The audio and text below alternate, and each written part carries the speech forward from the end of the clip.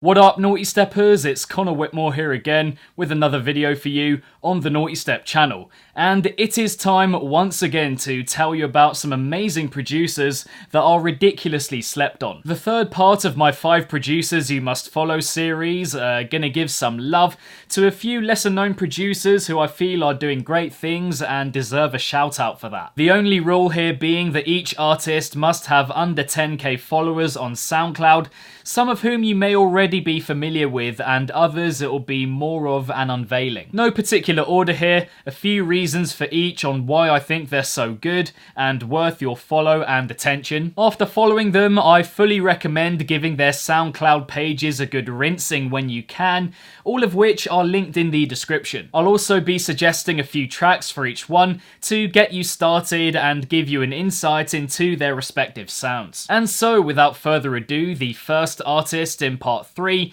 of the Must Follow Producers series is stony. There are a few in the underground brostep scene that I really enjoy, but stony is mile and away at the very top of that list. Properly large, wild brostep style, very in your face, full of oomph and bravado, purpose and direction. Difference with him being, and what I feel puts him right near the very top of the underground brostep list, is that the musicality and note placement are so on point. Plus, the overall quality of his sound is leaps ahead of those who are doing a similar style to him at that level.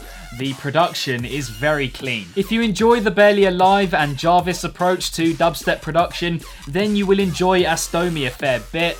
Definitely one of the most exciting up-and-comers in dubstep music. And in terms of a couple tracks to get you started with stony, I would look at Havoc, Rampage with LA, and Oblivion. Nextly, it's hard to get it right when it comes to producing bass music in an experimental way, but Eugene does. He always seems to find the right mix between ideas and delivery, catchy stuff but still very distant and eerie in its feel, covering mostly freeform bass and house. Also a real awareness to his music in its composition, attention to detail in the transitioning from one section to another is pretty mad. Just classy music that I feel deserves much more attention than it's getting, both colourful and dark in equal measure. Fun fact is that I got shown Eugene through the review suggestions video from last year, so to whoever that was, thank you very much, I am eternally grateful. And in terms of a couple tracks to get you started with Eugene, I would look at BFR, the Promises remix, or Rethink as he calls it, and Soundboy. Then we have one of the most exciting up-and-coming musicians in melodic dubstep, and that's Sora. This is dubstep full of life and brightness, giving the mostly gruesome genre a very uplifting, pure look. Really good range of sounds used in his music, from the scintillating stuff to the gnarly growls and huge belches, etc. Someone that I genuinely couldn't believe was under 10k.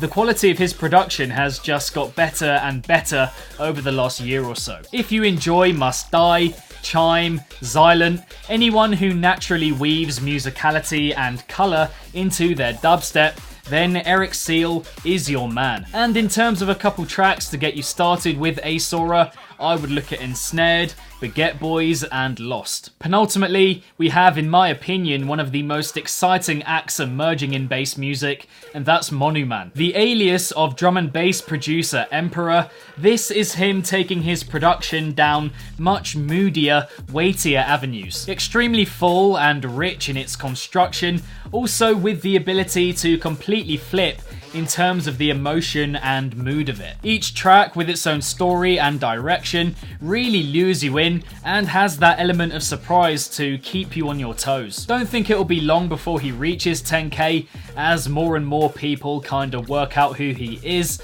but he still needs a shout out. Really brilliant music and definitely one of my favourite styles at the moment. And in terms of a couple tracks to get you started with Monuman, then I would look at polychoral, rise, and ratty. And lastly, we have yet another extremely exciting up-and-coming producer in dubstep music, and that's Basic. Someone who I feel has one of the most mature approaches to dubstep production, full stop, not even in the underground scene. His style knows no bounds when it comes to the structure and the sound usage.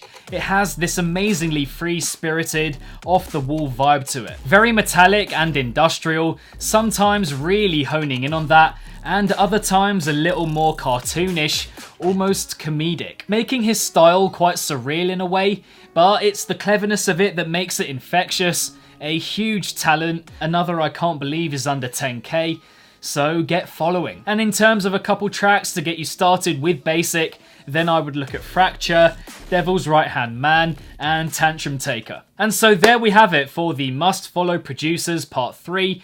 Have you heard of any of these producers before? Who are some other sub 10k musicians who you think are well worth a follow? Let me know in the comments below. If you enjoyed this video, give it a big old thumbs up, subscribe to the channel, hit the notification bell along the way, social media links in the description down below. Next to my head are the other videos in this series, so if you enjoyed this one, then be sure to check those ones out as well. And lastly, if it's naughty, then you know guys, so be sure, as always, to keep it naughty and stay safe. And I shall see all of you legends in the next one. Peace out.